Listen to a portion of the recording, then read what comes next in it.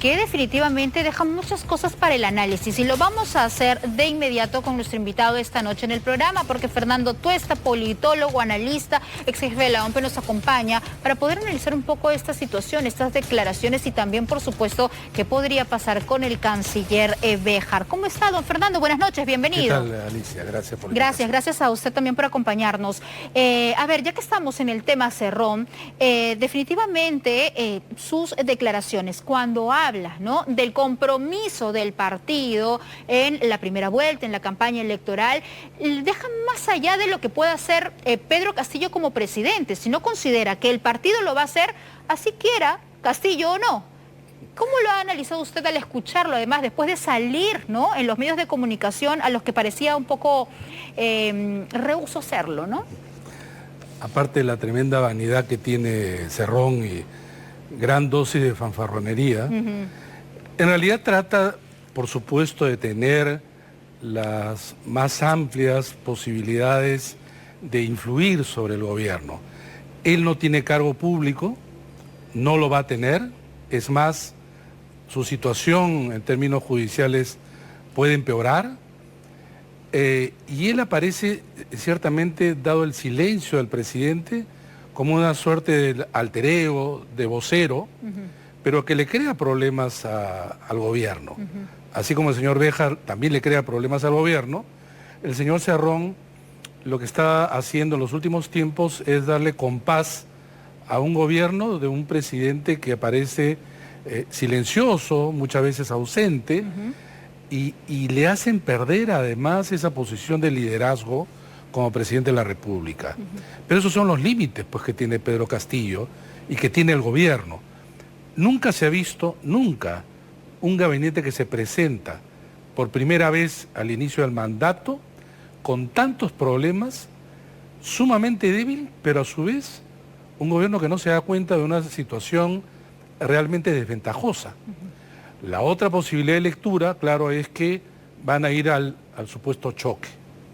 Me atrevo a decir que en realidad se trata más de lo primero. El gobierno ha dado pasos en falso, se ha disparado el pie más de una vez y las personas que debieran de ser, digamos, su cerco primero de defensa, han sido los principales creadores de los problemas que tiene ahora el gobierno, para empezar por las declaraciones que ustedes bien han resumido. Cuando hablamos de desenmarcar desde el gobierno, definitivamente el presidente Castillo tiene allí una gran responsabilidad, y allí entra a tallar el tema de que si realmente quiere desenmarcarse de personajes como el de Vladimir Cerrón, que evidentemente, pues ante la opinión pública, más le restan que le suman, ¿no? Pero ahí lo tiene, no desenmarca, siempre se lo pidieron durante toda la campaña de la segunda vuelta y nunca lo quiso hacer. Y uno de los primeros invitados o las personas que mantenía reuniones con él fue justamente Vladimir Cerrón. Entonces, ¿realmente quiere desenmarcarse o él es consciente que es así como quiere gobernar,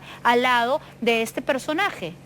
O quizá en realidad la respuesta va por no puede por ahora desenmarcarse más de lo que ya a veces parece.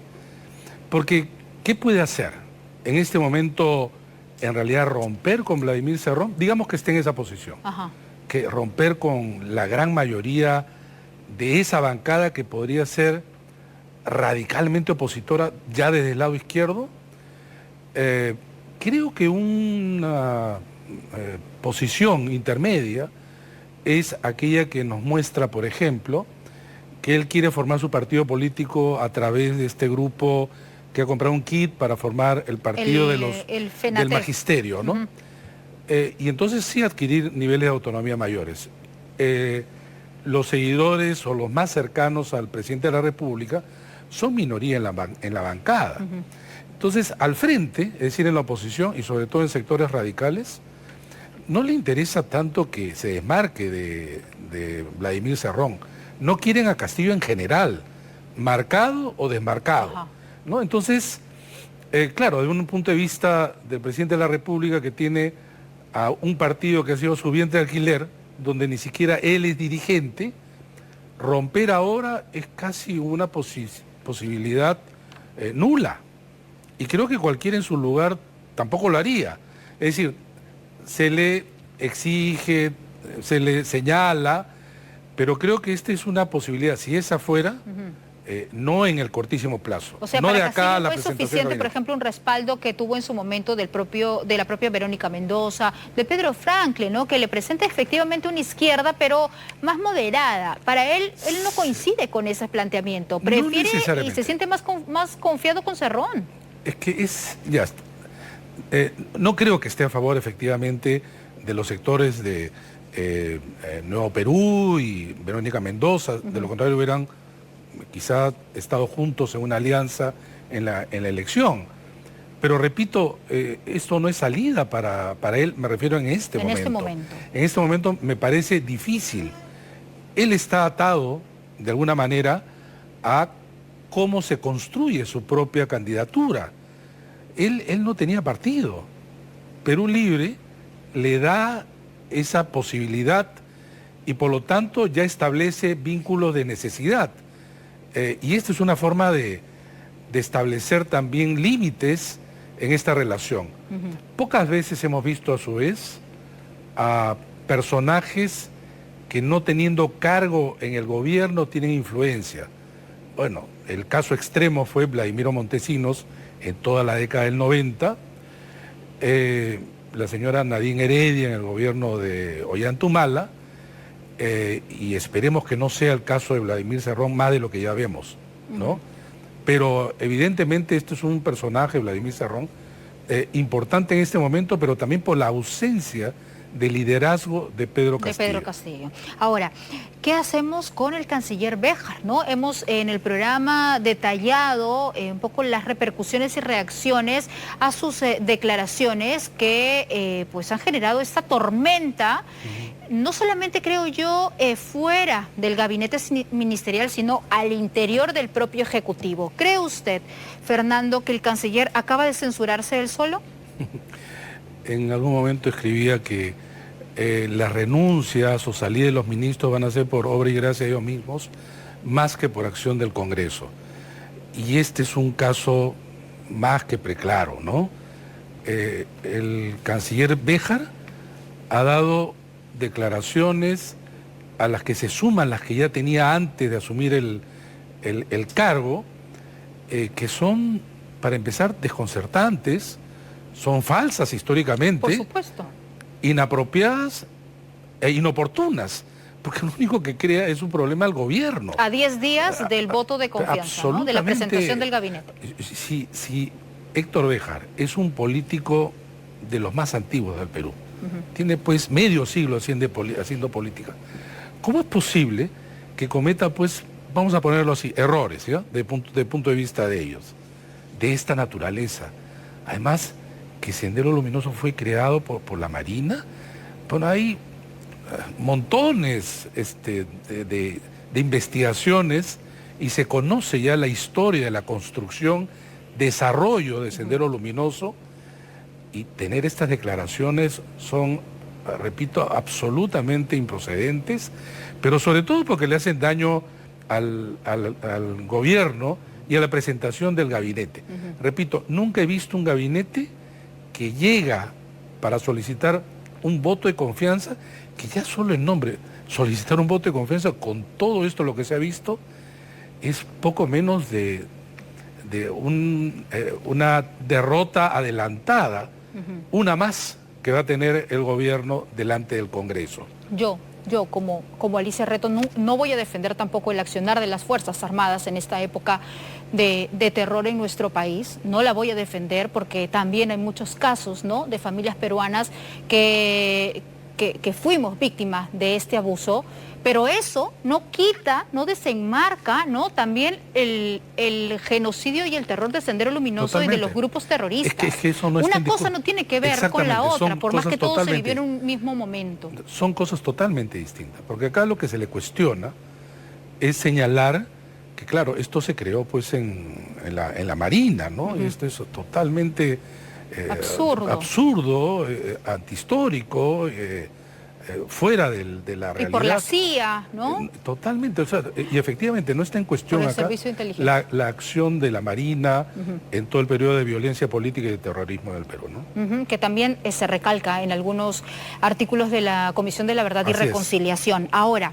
¿qué pasa si es que el canciller o no da el paso al costado o finalmente mantiene la confianza del premier y del presidente? O sea, seguimos en la misma línea, no quiere desenmarcarse de este tipo de actitudes, comentarios y personajes que le hacen daño al mismo gobierno. Mira, está en un serio problema el presidente, porque claro, uno diría, debiera de pedirle su renuncia, o si el señor Héctor Béjar, en un ánimo quizás hasta sorprendente a estas alturas, le entrega su renuncia diciendo no quiero ser yo parte de un problema más para el gobierno, se retira. Ajá. Pero de parte del presidente llega con problemas, repito, no conozco caso en que antes del voto de confianza existan cambios de esta naturaleza, además de un gabinete recién conformado. Ahora bien, ¿qué le toca al Congreso? Tiene, claro, las posibilidades que son dicotómicas, ¿no? ¿Le da o no le da el voto de confianza? Si se lo da, yo creo que para empezar el Congreso va a hacer padecer al gabinete, no solamente por las largas horas que vamos a escuchar en estos debates en el Pleno, sino que podría ocurrir que por lo menos en la primera votación gane la abstención y con lo cual se queda en un limbo, volver a votar y se queda en abstención, con lo cual se queda en un limbo, pues tú sabes que hay tres posibilidades. Se vota por el sí, por el no y la abstención. Para que el voto de confianza el sí debe ganar el no y la abstención. Ya. Pero si es que, y para que no le des el voto de confianza tiene que ganar el no al sí y a la abstención. ¿Qué pasa cuando hay más voto de abstención? Sí. Queda suspendido. Entonces se vuelve a convocar. Lo leí justo hoy como una de las posibilidades que ya las distintas bancadas estaban diciendo, no le damos ni sí ni no, mejor nos abstenemos. Bueno, eso si gana la abstención, perdóneme, don Fernando, ¿cuál sería entonces la figura? ¿Habría que formar un nuevo gabinete? No, porque no se le está ¿Tendríamos que volverlos a llamar? No, se vuelve a convocar un pleno para votar. Y podría volver a ocurrir lo mismo. En el interín, obviamente, en principio empiezan las negociaciones. Entonces al último le puede decir, bueno, tenemos el voto de confianza, pero tú vas a tener que... este, ¿no? Retira este. Entonces podría ser una jugada desde el Congreso de la República para forzar a Pedro Castillo y al propio Guido Bellido a cambiar algunas piezas que son para muchos tóxicas. O de lo contrario, le das el voto de confianza y luego censuras, puedes censurar a los 18 ministros si quieres. Ahora, va a traer a mal traer al gobierno. Y ahora, ese panorama también nos deja una vez más en una confrontación entre los dos poderes del Estado que tanto daño y tanto nos ha parado, ¿no? Repetir el quinquenio, ¿no?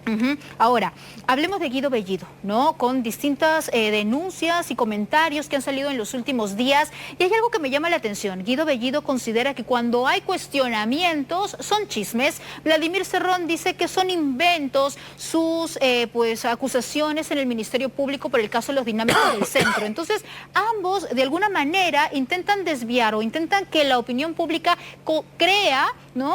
Que pues son solamente especulaciones, chismes, producto de los rumores y de la oposición, este tipo de acusaciones graves contra ellos. Es cierto que, digamos, ha habido gran parte de los medios de comunicación en la oposición que han criticado desde antes de la instalación del gobierno, pero lo que no se puede negar son los problemas que ellos cargan. O sea, y estos no son inventos. Para empezar, el propio Guido Bellido, ¿no? Uno ve su currículum y su hoja de vida, digamos, no es una persona que tú puedas decir, este es el primer ministro, presidente del Consejo de Ministros, de inicio de mandato, con las características necesarias para establecer no solamente una coordinación al interior del gobierno, sino una relación lo más fluida posible con un Congreso que es opositor. Entonces requiere esa experiencia, pericia, etcétera. Entonces, los problemas que ellos tienen son problemas que nadie se los ha creado. son problemas que probablemente se han descubierto. Y que cargan en su mochila. Totalmente. Don Fernando, justo yo hoy día hablaba con un colega y hablamos justamente de eso. Me decía, pero es el expertise, no tienen experiencia. Sí, es verdad, es importante para trabajar en el aparato estatal donde se busca siempre los mejores cuadros. Yo, por ejemplo, no tengo experiencia en trabajo gubernamental, pero quizás tengo la buena fe de querer hacer algo por mi país. No tengo la experiencia, no tengo los pergaminos, pero tengo la buena fe. En el caso de estas personas, pues tienen investigaciones por apología al terrorismo y con nexos, con mandos de narcoterroristas en el BRAEM. Entonces, no es ni una cosa ni por la otra, ¿no es cierto? Entonces, ahí es mucho más pesada y más grave esa mochila. Hay una combinación de inexperiencia en la gestión pública e inexperiencia política. Muchos de estos miembros de Perú Libre han hecho política local, han hecho política muy sectorial. Acá estamos hablando de política nacional. Eso por un lado. Y en segundo lugar, porque ahí vienen pues las habilidades, ¿no? Y lo que estamos viendo es que carecen de ellas. O sea, ¿tú cómo vas a comprometer al gobierno en una situación de debilidad haciéndolo más vulnerable? Y eso es lo que ocurre con las declaraciones muchas veces del señor Bellido, del señor Cerrón desde fuera, claro que por diferentes posiciones, pero esto es casi a diario. Esto es casi a diario. Mira, tenemos un gobierno de 5 años. En el Perú 5 años y con este gobierno parece pues el larguísimo plazo, ¿no? Y lo peor de todo es que se va instalando en la idea cada vez más amplia de la ciudadanía que es un gobierno que no puede cargar con el reto justamente de gobernar. Y eso ya es un serio problema, ¿no? Generalmente, Alicia, los presidentes en el Perú, en lo que va del siglo, para empezar, no podemos extender más, al año ya son desaprobados, al año. Pero aquí ya tenemos una desaprobación ni terminado el primer mes. Tenemos justo ese es el tema. La encuesta de Ipsos de este fin de semana con el comercio, que lo vamos a comentar también, pero permítame, Fernando, porque justo hace unos minutos la Cancillería, el Ministerio de Relaciones Exteriores, acaba de publicar un comunicado de prensa precisamente sobre el tema que estamos abordando. Y miren ustedes el ángulo y qué es lo que opina la Cancillería frente a las declaraciones de Héctor Béjar, sumamente cuestionadas, ¿no? Dicen en el punto 1, lo voy a leer todo textual para entenderlo. Desde hace algunos días se vienen difundiendo declaraciones realizadas por el doctor Héctor Béjar cuando no ocupaba ningún cargo público, las mismas que vienen siendo manipuladas, editadas, recortadas, sacadas de contexto con el propósito de desacreditarlo y obtener la censura del ministro de Relaciones Exteriores. Esta campaña sistemática de editar declaraciones antiguas, sacándolas de contexto, tienen como fin confundir a la opinión pública